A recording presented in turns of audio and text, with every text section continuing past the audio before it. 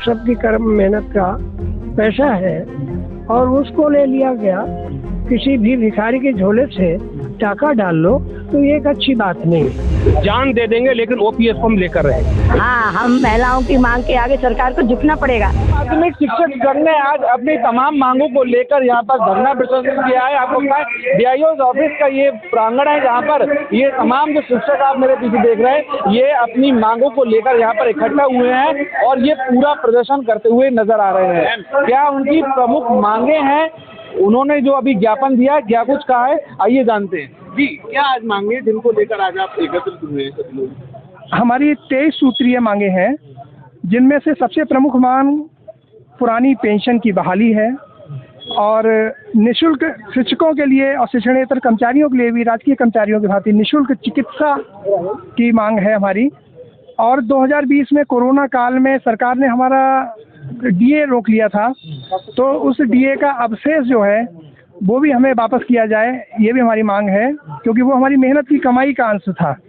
तो उसे अगर सरकार देती है तो हमें प्रोत्साहन मिलेगा कि अपना काम मेहनत से करें। और इसके साथ में 2014 में हमारे सरकारी कर्मचारी शिक्षकों के लिए जो जीआईएस योजना चल रही थी, एक सामूहिक बीमा योजना चल रही थी, वो बंद कर दिया गया है, उसकी भी पुनः चालू कराने की मांग है। सातवां वेतन आयोग हम लोगों को मिल रहा है, 7th पे कमीशन, और 2026 में 8वां वेतन आयोग लागू होना है। और सरकार से हम लोगों की मांग है कि वो 8वें वेतन आयोग के गठन के लिए वो तुरंत तत्काल कार्रवाई करे, क्योंकि उसके गठन में करीबन 2 वर्ष का वक्त लगता है। तो हमेशा ही 2 साल पहले वेतन आयोग का गठन किया जाया गया है, लेकिन इस बार सरकार ने अभी तक हमारे 8वें वेतन आयोग का गठन नहीं किया गया है। तो सरकार से मांग है हमारी 8वें वेतन आयोग का गठन करें। इसके अलावा हमारा जो स्थानांतरण है माध्यमिक शिक्षकों का, वो बड़ा जटिल प्रक्रिया है।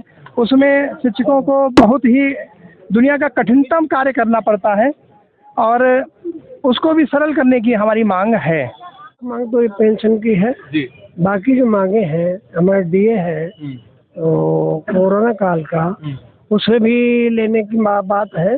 तो ये सबकी कर्म मेहनत का पैसा है और उसको ले लिया गया।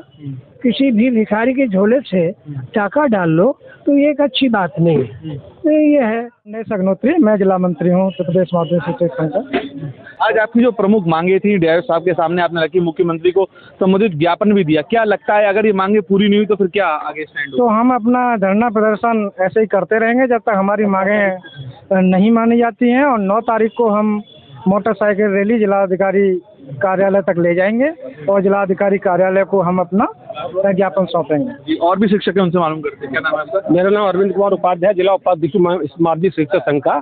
मेन मांग हमारी है पुरानी पेंशन ओपीएस। हमको जो एनपीएस आप हमारे लिए करें, हमें वो मंजूर नहीं है। किसी बात पे जान दे देंगे लेकिन ओपीएस को हम लेकर रहे। दूसरी बात, हमारा सामूहिक बीमा जो चलता था उसको आपने अचानक से बंद कर दिया गया। अरे सामूहिक बीमा मिलता था, कुछ का कट रहा है, कुछ का नहीं कट रहा है।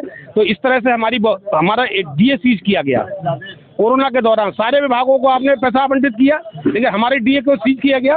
उसको जल्दी से जल्दी रिलीज किया जाए। और काश हमारी मांग सरकार नहीं मानती है, उसके ऊपर डिपेंड करता है, लेकिन हम ईंट से ईंट बजा देंगे। और हमारी एक मोटरसाइकिल रैली होगी, उसके बाद में डीएम के पास कार्यालय हम जाएंगे और उसके बाद और आगे हमारा प्रदेश नेतृत्व जो रूपरेखा बनाएगा उसके अनुसार हम आंदोलन के लिए कार्यरत करेंगे। चैन से नहीं बैठेंगे और न सरकार को चैन से बैठने देंगे। कभी आपके साथ ही कह रहे थे अग्निवीर की तरह जो है शिक्षक वीर भी लाने की कुछ योजना चल रही है? देख, सरकार की योजनाएं बहुत सारी चल सकती है। सरकार हवा में चल रही है, उसकी योजनाएं हवा हवाई है। तो इस बारे में तो मैं कुछ नहीं कह सकता कि हो सकता है उनकी कोई योजना हो, वो सरकार जाने। लेकिन हमारे यहाँ अभी तक मेरी समझ में नहीं आया है कि शायद ऐसी कोई योजना। हालांकि सरकार जो है अब हमारे इंटर कॉलेज में 4th क्लास के लिए नियुक्ति कर रही है, पियून की, क्योंकि वो अखिलेश यादव जी ने बंद रोक लगा रखी थी। अब वो क्या कर रही है, कॉन्ट्रैक्ट में से किसी कंपनी को दे दिया, मतलब बजुआ मजदूर। उनको 11 महीने की सैलरी मिलेगी और जो सैलरी मिलेगी उसमें ही मिलेगी या नहीं मिलेगी, उससे पहले ही करप्शन के रूप में उनसे 1-1.5 लाख रुपए टोकन मनी के रूप में लिया जा रहा है। तो सरकार की ऐसी योजनाएं आप देख ही रहे। सरकार हवा हवाई है तो हवा हवाई कार्यक्रम भी उसके हवा हवाई है, धरातल पर कुछ नहीं दिखता। आप रोज देखते होंगे नए से नए जियो, नए से नए ऑर्डर। प्रधानाचार्य परेशान है, अभी तुरंत दो घंटे के अंदर इस बात को फीड करें। मतलब हवाई योजनाएं है, सारा जो है प्रोग्राम इस सरकार का हवा। जिस तरीके से लगातार आप लोगों की मांगें पुरजोर, आप लोग अपनी आवाज भी उठा रहे हैं, तो क्या लगता है कि सरकार मानेगी या नहीं मानेगी? नहीं, सरकार मानेगी, क्यों नहीं मानेगी? सरकार जरूर मानेगी। धीरे धीरे जो भी चीजें हैं सरकार मानेगी, और जो मांगे बहुत दिनों से हो रही है जेन्युइन है उसको मान गई। अगर नहीं मानती तो क्या? फिर हम लोग आंदोलन करेंगे जो चल रहे हैं, और आगे करें, प्रदेश स्तर पर करेंगे, मंडल स्तर पर करेंगे, हर जगह आंदोलन करेंगे। अच्छा, 2027 भी नजदीक आ रही, तो क्या कुछ मूड बना चुके हैं शिक्षक जो लगातार आंदोलन पे आंदोलन? सरकार के खिलाफ जम के जो है हम लोग मैदान में उतरेंगे, सभी शिक्षक लोग। कुछ मैम भी हमारे साथ हैं, उनसे भी मालूम करते हैं। मैडम, क्या नाम है आपका? मैं कुमारी कमलेश कथा। आज पुरजोर विरोध हुआ है और तमाम बातें भी आपने रखी, मांगे भी रखी है, तो क्या लगता है आपको? क्या आपकी हाँ, हम महिलाओं की मांग के आगे सरकार को झुकना पड़ेगा। सरकार को हमारी मांगे माननी होंगी। पुरानी पेंशन नीति है और तमाम जो मांगे हमारे शिक्षक संघ की ओर से रखी गई हैं, निश्चित रूप से सरकार को हमारी मांगे माननी चाहिए। अदरवाइज सभी लोग संघर्षरत हैं।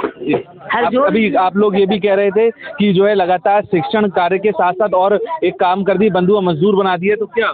हाँ, समय सीमा बढ़ाने से या अन्य दायित्व अगर सौंपे जाएंगे, निश्चित रूप से अध्यापन कार्य प्रभावित होगा। वो सबसे पहले सबसे जो मेन मांग है वो पुरानी पेंशन है।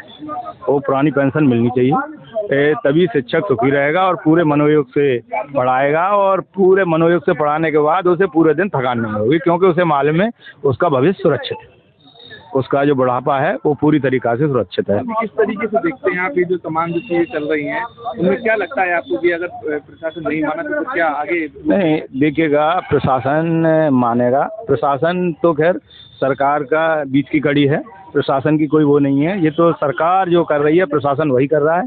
सरकार को झुकना पड़ेगा, और इस समय जो लोकसभा का 2024 का चुनाव है वो एक झलक है, और इसी झलक से सरकार ने 2005 वाली जो हाई कोर्ट के आदेश के बाद जो पेंशन नहीं दे रही थी, और उसको देने के लिए मतलब आदेश जारी कर।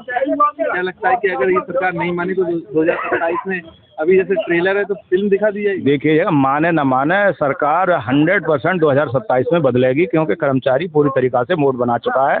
इस सरकार की जो हठ धर्मता है, इस हठ धर्मता के लिए इस सरकार को हटाने का पूरी तरीक़ा से कर्मचारी मूड बना चुका है। तो शिक्षण के अलावा बहुत सारी ऐसी चीज़ें हैं। दूसरा, आजकल जो शिक्षा है वो काफ़ी चेंज हो गई है। पहले एक था केंद्र बिंदु जो था छात्र होता था, लेकिन अब क्या है, शिक्षक को भी उसमें इन्वॉल्वमेंट अपना करना है।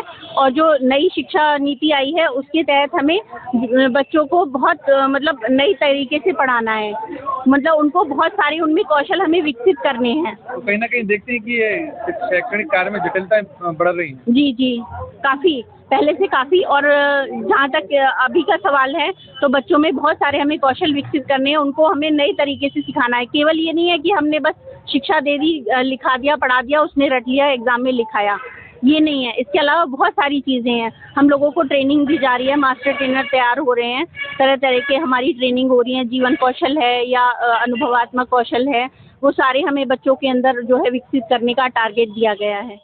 कोई नाजायज़ मांगे नहीं है, क्योंकि शिक्षक एक स्कूल तक सीमित ना होके घर में भी आकर वो 24 घंटे मतलब उसमें लगा रहता है कि किस तरीके से बच्चों को हमें पढ़ाना है, कौन कौन से नए हमें कोर्सेज उसको सिखाने हैं, क्या करना है। तो बहुत सारी ऐसी चीज़ें हैं जो हम सारे दिन घर आने के बाद भी वो सर्च करते रहते हैं कि बच्चों को हम किस टेक्निक से नए तरीके से पढ़ाएं। और तमाम कार्य भी थोप दिए गए हैं जिनके चलते काम है, ऑनलाइन वर्क बहुत बढ़ा दिया है। पढ़ाना तो बात की बात है, पहले हमें वो काम जो है वो पूरा करना पड़ता है, और किसी भी हाल में पूरा करना पड़ता है, घर जाके पूरा करते हैं। तो यानी शिक्षण कार्य आप स्कूल में करने के बावजूद घर पे भी लगे, उसके बाद भी एक्स्ट्रा टाइम ये भी मांगों में शामिल है। ये मांगों में शामिल है कि जो एक काम है उसको सिस्टम से लागू करें, क्योंकि बहुत से काम ऐसे भी कर दिए, बहुत से ऐप लगा दिए गए इसमें प्रेरणा, वो बहुत से कि इसमें बच्चों को इस तरीके की शिक्षा दो। बहुत से क्वेश्चन आंसर्स हैं, टीचर्स को उसके जवाब देने होते हैं, वो हम लोगों को पहले हम लोगों ने क्वेश्चन आंसर दिए, उसमें हमें 2-2 दिन लग गए ऑनलाइन देने में। और बहुत सा काम है जो हमें ऑनलाइन देना पड़ता है। समय बढ़ा दिया गया 1:30 बजे। तो इन्हीं सब मांगों को लेकर हाँ, 23 सूत्रीय मांगे हैं, उसमें हमारी बहुत सारी मांगे हैं। पुरानी पेंशन के अलावा जो कोरोना काल में हमारा महंगाई भत्ता हम लोगों को कम कर दिया, उस टाइम का भी हमें चाहिए। शिक्षक जिन्होंने आज डीआईओ कार्यालय पर एकजुट होकर एक बड़ा धरना प्रदर्शन किया, उन्होंने कहा है कि उनकी 23 सूत्री मांगे तो आगे उनका एक और आंदोलन भी 9 अगस्त को प्रस्तावित है, उसको भी वो करते हुए यहाँ पर नजर आएंगे। आप देख रहे हैं श्रेष्ठ यूपी, कैमरा पर्सन अभिषेक के साथ मैं अनिश पात्र। नमस्कार। यूपी की हर खबर देखने और उनसे अपडेट रहने के लिए हमारे चैनल श्रेष्ठ यूपी को सब्सक्राइब और लाइक करें, साथ ही बेल आइकन को दबाना ना भूलें, जिससे हमारे हर वीडियो की जानकारी आप तक पहुंचती रहे।